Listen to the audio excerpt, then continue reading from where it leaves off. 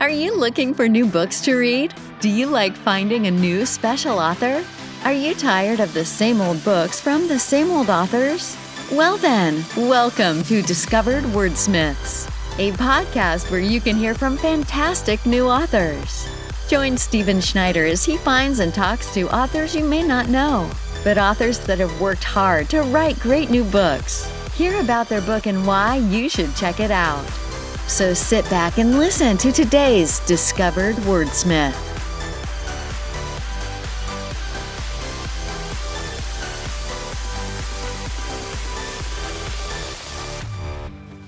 Hello and welcome to episode 119 of Discovered Wordsmiths. Before we get to our author today, Emily Wolf, quick updates. I've got some things coming out. There is a anthology that is out right now that I am involved with. It's a short story collection that a bunch of us authors met in Salem, Massachusetts last year, and we came up with a witch world with a common theme of this spiral, and we all went and wrote short stories. It was a great weekend. We got to explore Salem, which was a very cool town, and everybody enjoyed the witch talk. So this is a fun anthology if you like witches. Now, for those of you that like my middle grade, my story is middle grade in there, but the rest of them aren't necessarily middle grade. So keep that in mind before you go run out and grab it. But if you're looking for a great collection of short stories about witches, this is the one. Curse of the Spiral. Better yet, two of the authors, Jimmy and Alicia, took it upon themselves to create an audiobook. So shout out to them. That's superb. So there's an audiobook of all of these stories available at audible.com. It's awesome. Not too many authors get a short story collection that has an audiobook. So support this. The best thing is that it supports a local charity, the House of Seven Gables. Yes, you probably recognize that. And it's a good charity that these anthologies always pick some local charity to support. So shout out to Jay and Zach for doing these types of events. Shout out to all the other authors, and especially Alicia and Jimmy for doing the audiobook. So that's coming out. And then I've got my Town Magician book coming out next month, officially. The version 2, you might say. I kind of had a version I released a while back, a couple years ago, to test things out. I've gotten better at writing, better at the publishing. So if you find that old version, I'm going to try and make it clear, don't order this version. I am focusing a lot on teachers and parents, homeschooling, and wanting to provide study guides and words to know, and lots of writing prompts and writing help for teachers, for parents. And if you're just a kid and you read the story and you like it, and you want to write, great, write some fan fiction, write some stories. I've got each book is going to have a different writing lesson involved in it, and I'm going to compile all of them into a study guide for teachers. So check out my website, sa-schneider.com. I'll have a link in the show notes. And as I come out with book 2 and other books, they're all going to have writing prompts and study guides and all of that. So that's coming very soon, with more on the way shortly thereafter. So today's author is Emily Wolf, who wrote a book called My 31st Year in Other Calamities. So you can tell from the title, it's a bit of a comedy, but it just falls right into place with some things happening in the world today, with the Roe versus Wade particularly. She didn't intend that. It just coincided. And we have a very good discussion, not only about her book and the enjoyment of reading it that you can get, but also an author talk about writing something like abortion in today's world when we have such controversy about it. When she wrote it, there didn't seem to be that much controversy. So it's a good author talk. So stay tuned for that if you're an author especially. So I'm not going to hold it up too much longer. Here's Emily. Well, today on Discovered Wordsmith, I have Emily Wolf. Emily, welcome. How are you doing today? Hi, thanks so much for having me. I am doing really well. Thank you. Good. So tell us a little bit about yourself, some things you do outside of writing, and maybe like where you live, that type of thing. Sure. I feel like the first caveat for anything with a video component is that I am in my 40s, with braces. So that's something I'm unfortunately doing right now. That's kind of But new too. You never saw that back, in the 80s, 90s. Yeah, yeah, it's a whole shebang, I gotta tell you. So it's pretty humbling, but it's supposed to make me healthier, help my sinuses, ears, airway, whole business. So my kids think it's hilarious, and I'm trying to also find the hilarity in it. So you need to put Um, on like bobby socks and a poodle skirt and like tell them you're going to a prom dance and stuff and really bug them. Yeah, I might get some strange looks if I did that, but yeah, I should totally have more fun with them about this. Right. And I FaceTimed with my brother yesterday, and he said he lives in Los Angeles and I'm in Michigan right now. And he said, "Oh, I always forget you have braces now." So, but anyway, besides adult braces, I have a day job that I'm very lucky to have doing writing for a children's hospital in Texas. I've lived in Houston for over 13 years, which I kind of can't believe. I was born and raised in Chicago and thought that I was going to live my whole life and die happily in Chicago, eating deep dish and hot dogs and all that good stuff. And then life, as it does, kind of threw me a curveball and introduced me to my husband, who lives in Houston and needs to be in Houston for work. So our deal that we struck is I get to spend a nice chunk, and my boss is also very accommodating, a nice chunk of the Houston summer by Lake Michigan, where it is 30 degrees cooler right now, I think. Wow. Yeah. Nice. That's Yeah. that's pretty cool. I love how you say that you got this deal. Like, all right, you want me here. This is what we're doing. Give me the knife, Yeah. make the blood. Right. Cause I moved down. I had never experienced a Houston summer before, and I really don't think there are words for it if you're a Yankee like me. And the first summer, I went to Josh, my husband, and said, I just think my body's going to implode. I don't think it's made for this. So we have a nice thing going, and I'm really grateful. And let's see. The other thing about me, like so many writers, I am a recovering lawyer. That was my Okay. first career. Yeah. I get a lot of author or a lot of musicians and a lot of IT guys. Not quite as many lawyers, but you're not the first though. I Oh, have had a couple. yeah. Yeah, I bet you have. There are a lot of us out there. Recovering. I love that. You need a T-shirt. You have to have a club. I should. There should be some kind of like steps or rules or something to help with the decompression after that. I Yep. bet. All right. So, what are a few hobbies or whatever that you like to do outside of writing? My favorite thing in the whole world is to swim in Lake Michigan, which I did this morning, Nice. which is why my hair is in its natural state. Um, there's something about fresh water and swimming for me that is just my ultimate favorite. So whenever I can do that, if it's a river in Texas, if it's Lake Michigan, preferably, that's my favorite thing. And I love to swim with people and friends and my kids and husband and all that good stuff. Nice. And I'm a pet person. I always need to have pets. And I've got two dogs right now. I love to just take walks with them. And this kind of makes me cringe because I feel like everyone says it, but yoga has been very helpful to me during the pandemic. And it's something that now with technology I can do in my pajama pants in the comfort and privacy of my own bedroom. And so that has made it more accessible. And of course, I love to read. I That's my happy spot, is nestled in bed a little early with a good book. Nice. Nice. And yoga is another thing that has changed perception from the 80s, 90s to now. Definitely, much Yep. more accepting, more people doing it, and all sorts of stuff. Yep. Not the it doesn't get made fun of in the movies like it used to. That's kind of the Yeah. indicator.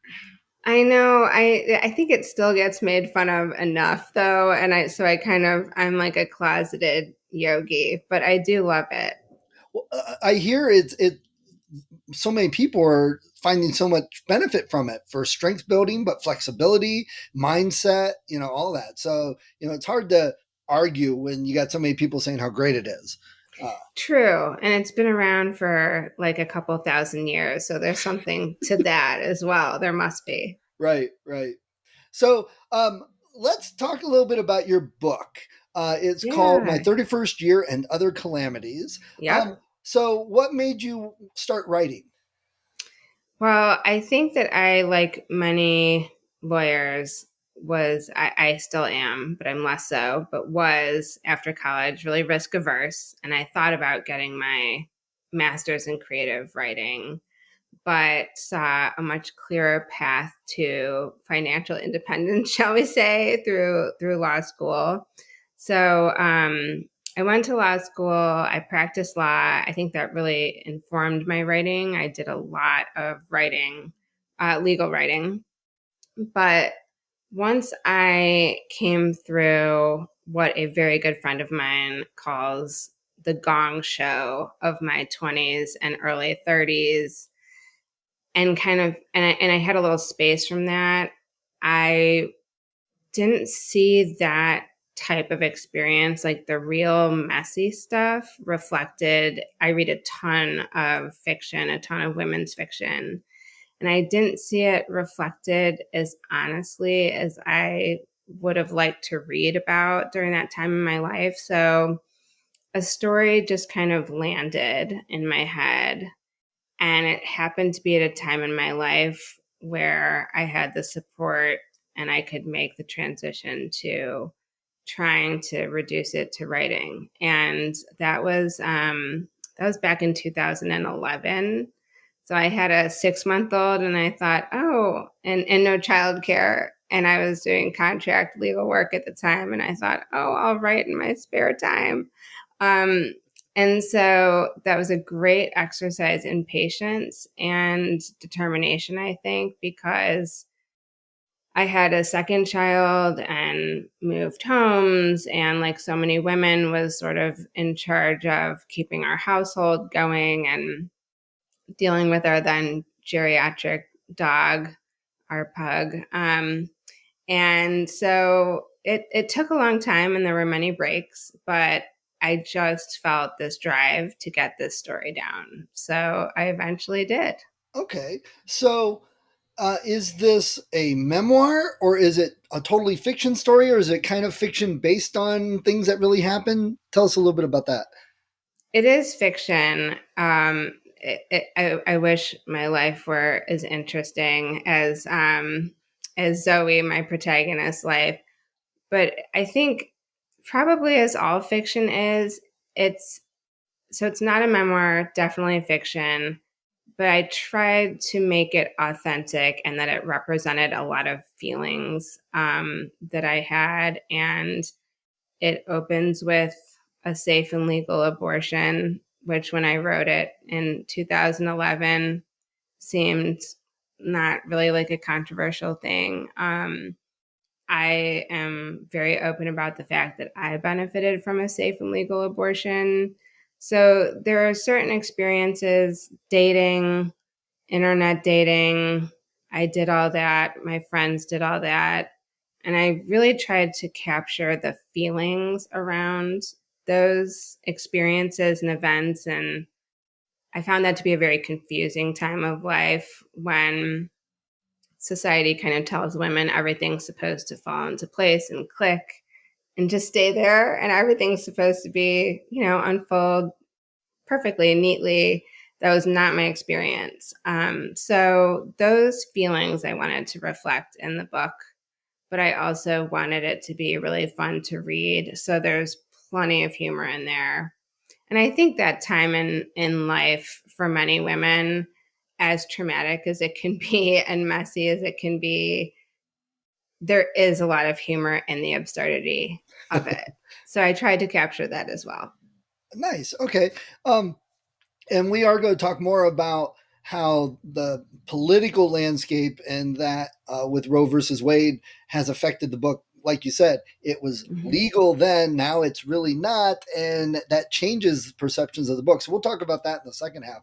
So, Yeah. and you mentioned humor, and it's obvious from the title. You chose a great title where you put "and other Thank you. calamities." Without that, it really missed something. So tell us a little bit about what goes on in the book for the protagonist and why you had other calamities. Absolutely. And thank you for championing the title, because I had a couple people involved in the book's publishing who said it's too long, and I had to really fight for the title. So I'm glad that it struck the right note with you. Yeah. Um, but the book is about, my protagonist is Zoe Greene, and she is a type A, successful, hardworking young woman. And she thinks that she has an independent, modern mind. She's gone to law school. But she has planned her life so meticulously and is under the impression, as she's about to turn 30, she's married to her high school sweetheart. She has the apartment in Chicago she's always wanted. That's something else. I'll just pause really quick. I love Chicago. It's my hometown. And so I knew that was going to have a place in the book. So she thinks that she has set everything up. She's got her job at the law firm. Everything's exactly how it's supposed to be. And without giving too much away, her life gets flipped upside down right on the eve of her 30th birthday. And she finds herself on the brink of divorce, which she could never have imagined. She aborts what she had thought was a wanted pregnancy, and all of a sudden is living outside the bounds of what society had prescribed for her and what she thought she needed to be happy. She thought that her eggs would dry up, at 11:59 p.m. before the night before her 30th birthday. She thought that to be happy, she needed to have a partner, she needed to be settled, she needed to be on her way to motherhood and in this traditional line of work. And that gets turned upside down. And the book is about how she sort of deals with that. And I think the calamitous part is that instead of being able to step back and say, okay, which would be a very tall order, but instead of being able to step back and say, okay, my life isn't what I thought it was going to be, but I have these wonderful friends who are a huge part of the book. Um, I have, I'm in my favorite city. I have a great job. Maybe I can pause and let the game come to me, as my dad would say. She thinks, nope, I have to get back on track and I have to just ram everything back into place. So she is on the internet dealing with the cesspool of dating drama and tries to just tries to piece her life back together and put it back the way it was. And I think it's about her journey of accepting that life can take you all different directions, and sometimes those twists and turns that you weren't expecting are actually gifts. So Nice. Okay. yeah. So, what are there any other books out there that you would say? Well, mine's similar to that for people who are interested. I like this type. What's yours like? Well, to my surprise, to my knowledge and my agent's knowledge, I believe that mine is the only novel in which the protagonist has an abortion. That really shocked me. I assumed that, given that between a quarter and a third of American women have abortions in their lifetime, that certainly that would have been represented in fiction. So apparently that makes my novel pretty unique. But an author I really emulate and wish more Americans knew about it's weird because I started reading her after I had a full draft of my novel finished, but she resonates with me so much. I think the tone is similar to Caitlin Moran, and I don't know if you know her. I don't know. She is English, and everyone should know her. I swear, I want to like find her a great talent agent in the US and get her over here. She writes, she does have a couple novels that I love, but that that do the same thing and that they look at some heavy topics and kind of revolve around the female experience, and she doesn't shy away from any of it, but it's hilarious and it's funny and she finds the absurdity in it. So I would think Caitlin Moran, her How to Build a Girl, that might be one. Some people say they see some Jennifer Weiner in my book, which is a compliment, I think. I take it as one anyway. So yeah, it's the feminist fiction writers, I think, um, who with some humor. This is not a serious book. It deals with serious topics, but it's not a serious book. Who, if people like that kind of thing, some of the comedians who've written books, and I know those are more memoirs, but like Amy Schumer, Chelsea Handler, there's some of that vibe in my book, I think. Okay. Nice. Well, thanks. A lot of people, that helps them figure out, oh yeah, that sounds like something I'd like. And so what's the feedback been from people that have read your book?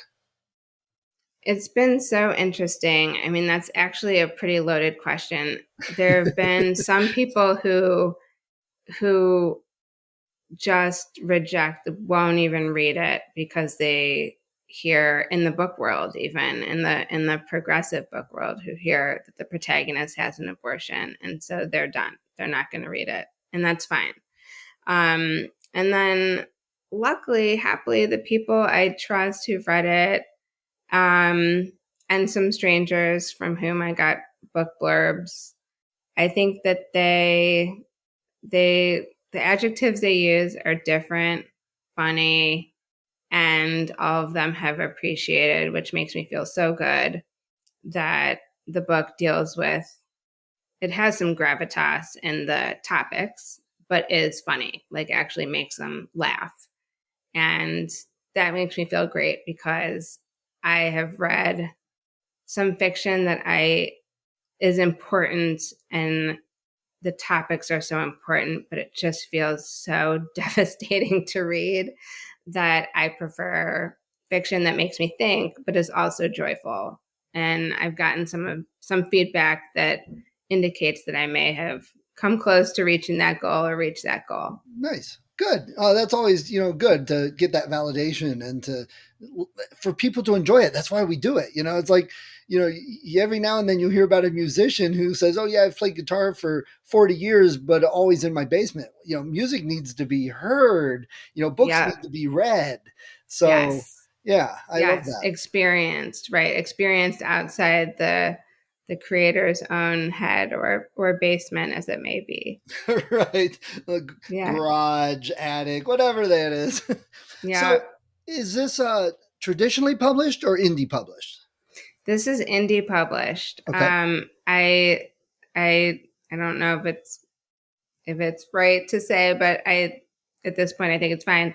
I have a wonderful literary agent, so supportive, smart, experienced, and she told me that she thought the book would sell very quickly to traditional publishers. And I remember I was in Michigan. She told me to keep my cell phone on me the day she put it out on submission. She said, I think it's going to go quick. And it did not.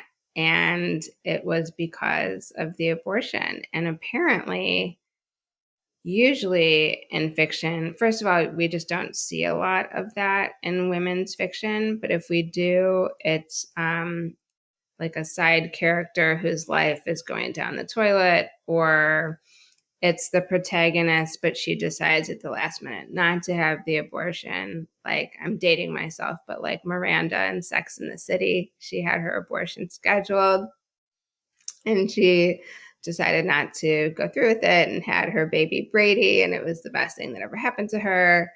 And then usually the abortions we read about are in memoirs and often by famous people who've had some distant, like Gloria Steinem. We can read about her abortion that she wrote, a few decades after it happened.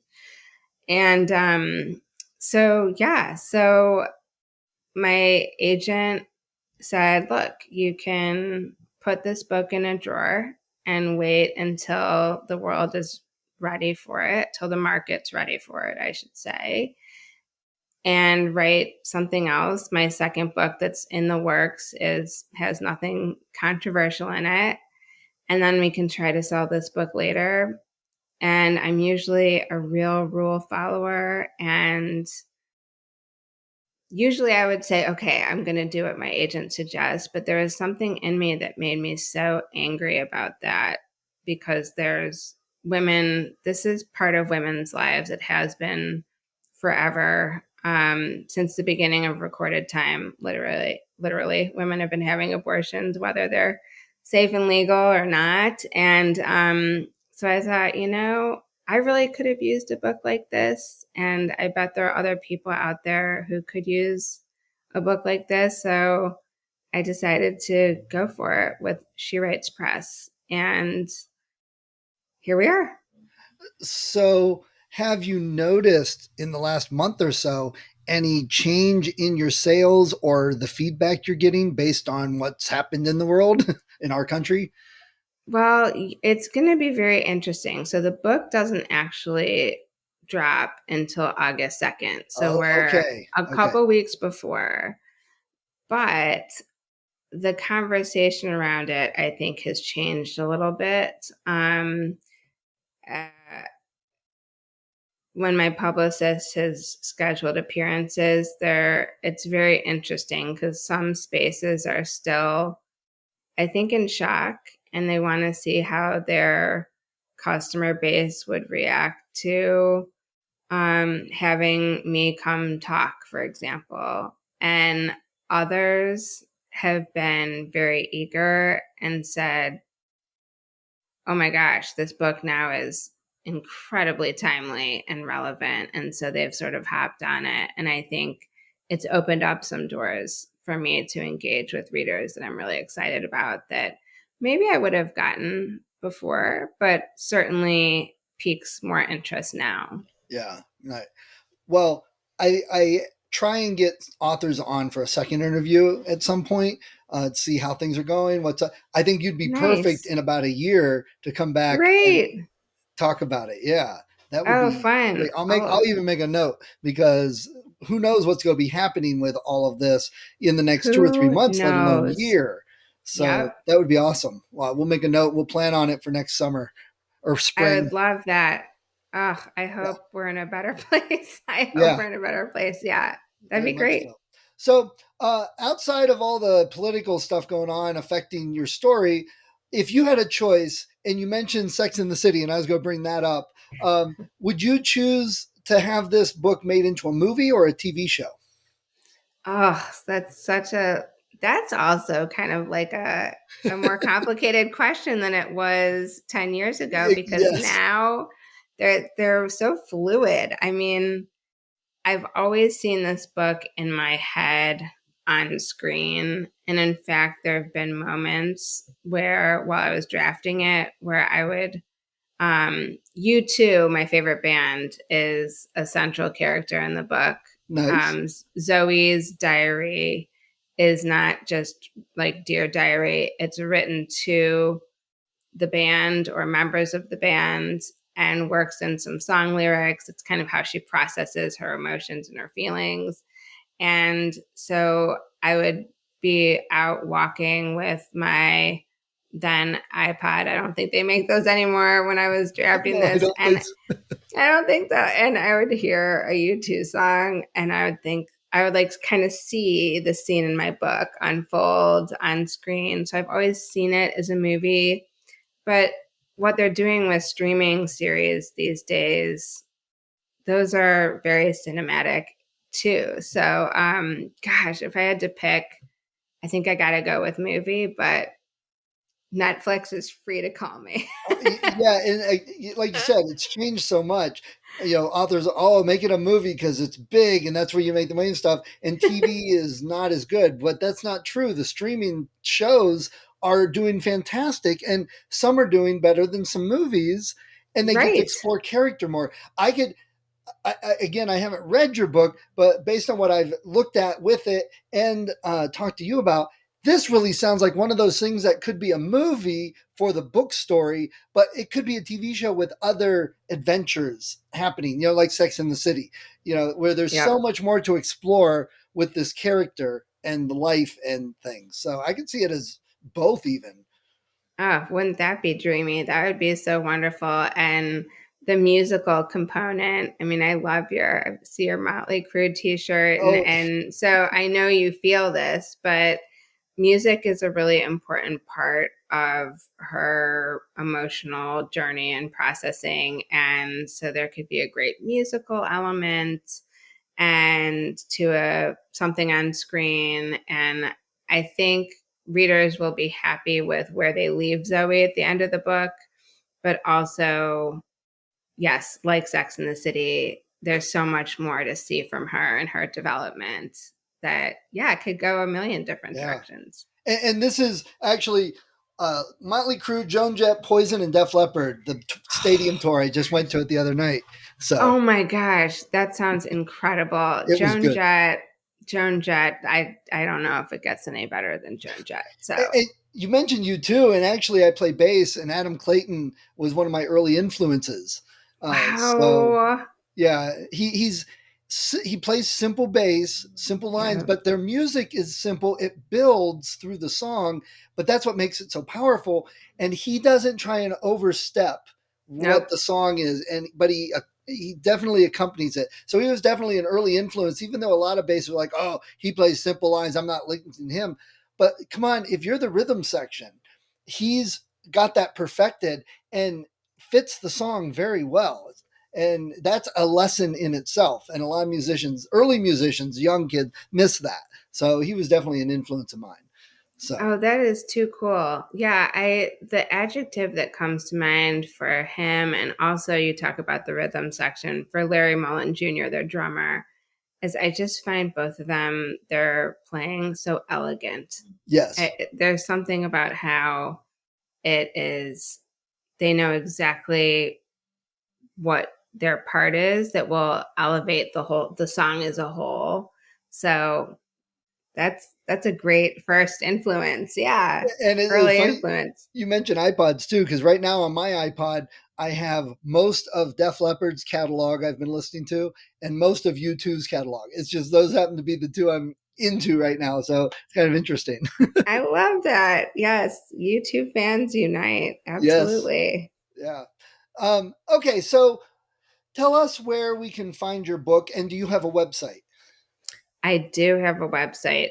You can find my book all of the online places books are sold. It's traditionally distributed. You can go. I personally love indie bookstores. You can go to your indie bookstore, and any indie bookstore can order it for you really easily. So my website is really simple. It's Emily Wolf, so it's just spelled like the animal, EMILYWOLF, books.com. Nice. Okay. And you mentioned, how it ends. Would you consider doing a sequel to this book? I would. I've thought about that so much. I think it's really going to depend on the readers. And I think writing is so much more interesting if you have some reciprocity with your readers and some connection and feedback. And I could certainly, I would have a great time dreaming up the next chapter for Zoe Greene. And if readers want to see it, I would love to deliver on that. So for sure, I could see a sequel. Yeah. Okay. All right. Let me ask you a couple other questions outside of your book. You mentioned a couple authors earlier that your book is similar. Are those your favorite authors, or if not, what are your like favorite authors and some of your favorite Mm-hmm. books? Gosh, there are so many. This is a question I've really tried to prepare for, but it's so hard. It's like if I had, 50 children, like picking a few favorites. But Caitlin Moran again is right up there. She's the one I will pre-order a hardback from her, whereas most authors I can wait for paperback. But so she's my hardcover author. And Sheila Heti, I love her work. Um, there are just so many. I do love Jennifer Weiner, and I actually, as skillful as her books are, I really enjoy her essay writing that she's done. I think those are really powerful, and I really admire her that she can weave a full and complete and rich novel and also just write a really kick-ass, absolutely timely essay that's easy for readers to consume in, 5-10 minutes. Nice. And I my first favorite book was A Tale of Two Cities. I read all of Jane Austen in college, and I know I'm leaving so many people out. Oh my gosh, I'm reading the funniest book right now, just sad and hilarious and all of it at the same time, by Samantha Irby, who grew up near where I grew up in Evanston, Illinois. So yeah, I mean, luckily I'm finding books that are my favorites all the time. Beautiful. Love that. So you've got Houston and you've got Michigan. Do you have a favorite bookstore you like to go to in those areas? So in Houston, my favorite bookstore is Brazos Bookstore, Brazos. Just they're just awesome. They are so supportive of Houston writers, and are the manager of the store, Mark Habert. He writes himself, and they know every single book. It's one of those stores you walk in and you're like, my kid is this age and he's kind of into this, and they just, oh yeah, they walk you straight to the right book for your kid and for you, and it's accessible enough to browse. It's not like, there are books everywhere where you just get overwhelmed, or I do that sometimes anyway, like in a big bookstore where I'll just kind of spin in a circle because there are so many. So Brazos is my favorite in Houston. Blue Willow Bookshop in Houston is also outstanding. They just happen to be a little farther from my house. Where I am in Michigan, there are no bookstores close by. We're kind of out in the boonies a little bit. And in Chicago, I mean, what a great book city. There's Women and Children First. There's the 57th Street Bookstore. There's Unabridged. I could go on and on. I don't get to spend as much time in Chicago anymore as I would like, but that's a book lover's paradise too. There's a thriving indie bookstore community, and Nice. I love to browse through any of those and more whenever I can. Nice. Okay. All right. So before we move on to our author discussion, which should be a fairly intense discussion, um, if somebody came up to you and said, Emily, I heard about your book. Tell me why I should get your book and read it. What would you tell them? I would tell them that if it's a woman or someone with a woman and a special woman in their lives, I would say get it, because I think women can see themselves in this book. And more than that, feel some community and maybe let go of some shame or confusion or hurt from that very confusing gong show period. So, and it's for anyone who can heal through laughter. Okay, great. I love that. Well, thank you very much for sharing all that. The book sounds exciting. I wish you luck when it finally gets released. And we'll plan on talking in about a year or so and see how things are going. That'd be awesome. Sounds wonderful. Great. I'll look forward to it. All right. Hi, if you enjoyed this episode of Discovered Wordsmiths, please support the author. Go to their website, go to Amazon, look them up, get the book. And if you click on the link that I have in the show notes, you'll also help support the podcast so I can keep the hosting and all the software I use and keep it running to help more authors. When I am recording this, we've got over 100 episodes, lots of authors. Go to the website, discoveredwordsmiths.com. Check it out. There's a lot of great authors, probably in some genre that you love. See what they have. Check out their books. That's what the point of the podcast is for. So people can discover new authors, find some new books they love, support the authors so they can continue writing. So please support them. And if you do like the podcast, if you've been thinking of podcasting or you're a writer, I've got some links also at the website. Click on those if you're interested in any of the software or services that I talk about. Everything that I have there is something I use. So I've got an affiliate link. Again, it's a little bit, if everyone clicked on those, if they were going to get it anyway, it helps keep the podcast going. So let's all help each other out and discover more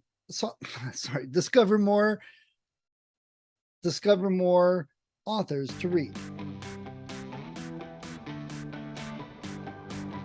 Thank you for listening to Discovered Wordsmiths. Come back next week and listen to another author discuss the road they've traveled, and maybe, sometime in the near future, it might be you.